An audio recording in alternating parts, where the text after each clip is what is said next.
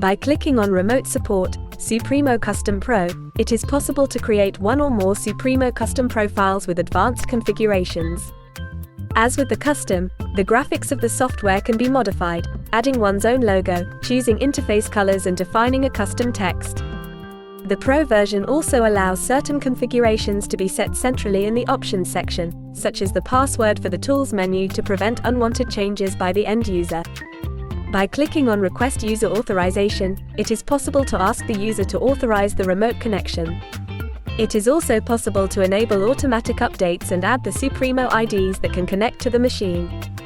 Supremo Custom Pro also allows to enable the support queue by setting a default priority to tickets and the competence groups to be chosen for sending the request.